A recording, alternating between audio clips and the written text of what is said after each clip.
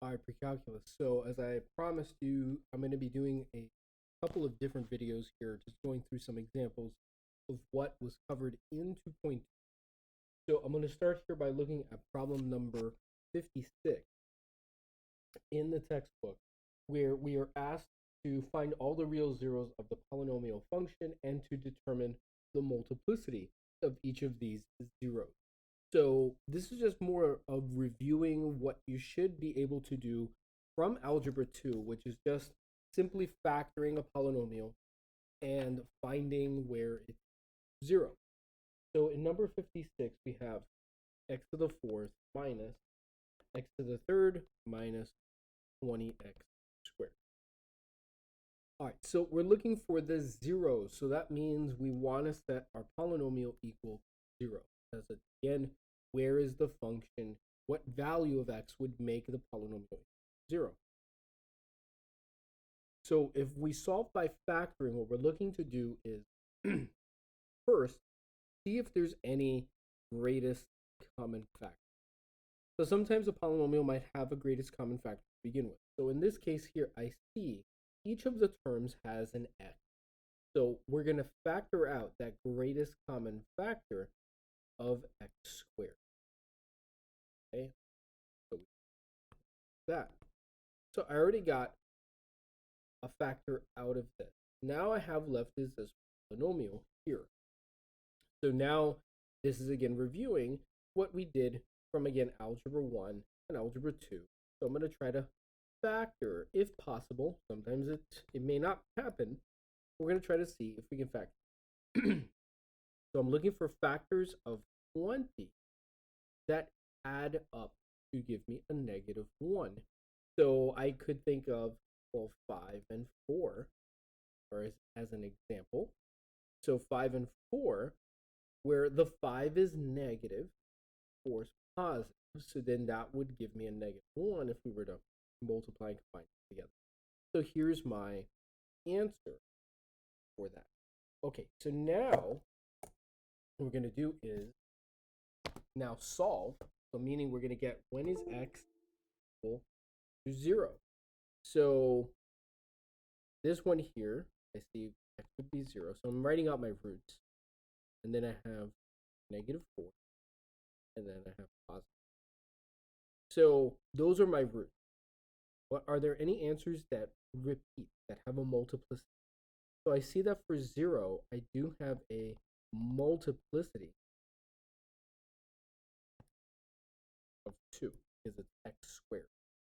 The other two only show up once. So I'm going to say there are, no multiple. No.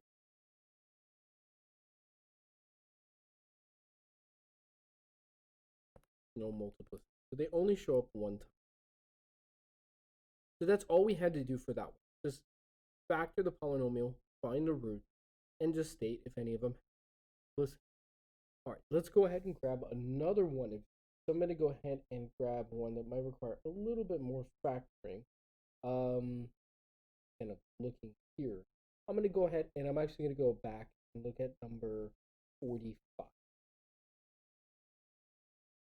So in 45, you were just asked this to factor. I just want to go over some different factoring techniques you may have done in the past.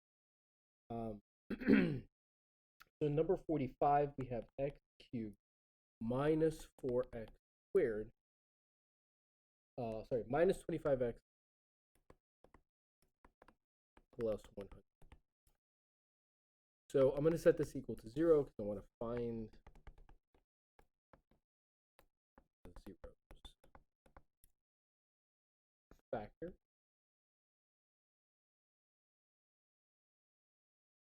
All right, so again, I start with that first idea of, hey, are there any greatest common factors? So not all the terms have x, so no. So now I have to think about, well, what are some different factoring techniques? Well, if this only had 3 terms, I could maybe try to do what I had done earlier over here with attempting to factor it once I got it down to like that quadratic or the terms. But I don't have that here. I have 4 terms. So one idea that you could do is when you have more than 3 terms, try to factor by grouping. You might remember that from last. So in factoring by grouping, I'm going to put in parentheses here my 2 groups. So not that they're multiplying, just to indicate there's 2 groups. And I'm going to again try this idea of greatest common factor, but now looking specifically at the 2 groups. So in the first group here, we now have a common factor of x squared. So that's going to be x minus. Now, whatever we do in this first group, that's going to help guide us in the second group. So in the second group, I want to try to factor out something so that it's going to look like this factor here of x minus 4. So if I look, I could say, well, if I factor out a 25, that's going to leave me with an x minus 4 second group. And that's exactly what we want. We want to see the same factors show up in both groups. Because when that happens, we can now factor that, leaving us with x squared minus 25. Now this, we can factor, again, this is a quadratic, the difference of squares. So this is x minus 5, x plus.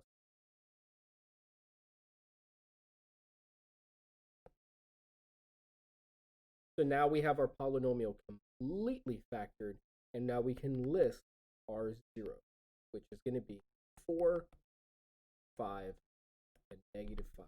None of them have any multiplicity. They're only showing up one time, so we're just okay with that.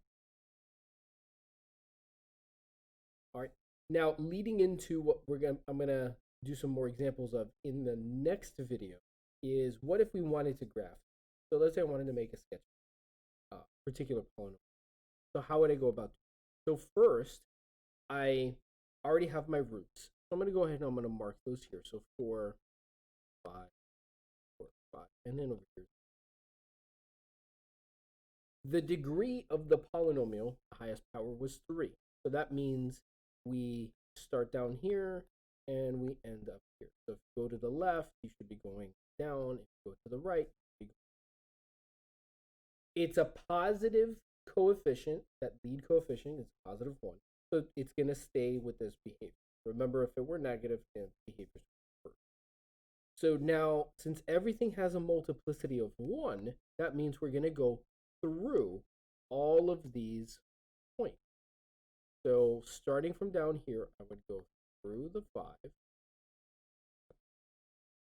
then through the 4, and then finally through the 5 again. So that would be the sketch of my graph. And again, this is a sketch. So it may look like this. Maybe it actually goes higher. So what if maybe the graph does something like this? Maybe it peaks higher and it goes down and then goes. All that we care about when we make the sketch is that we get the rough picture of what it looks like. So the particulars, I would have to actually plot more points to get. And we're never going to be 100% accurate with this, which is why, again, that word, I emphasize that sketch. We just want is just kind of like the general picture and the important features, meaning like where does it cross the x-axis, the end behavior, that's the stuff that you get graded on and gets looked at is what is it doing in particular places. In general, in between, yeah, it should be going up and down. How it does that, not really that important. We don't have the tools yet to really make it accurate, but we're not being asked to make it accurate. We're just asked for it. All right, so that does it for this first video. I wanted to do just a couple of examples here of just, again, reminding you of techniques of factoring. Now in the next video, I'm going to get more into actually graphing, which is then going to touch upon all the things that we did in 2.2.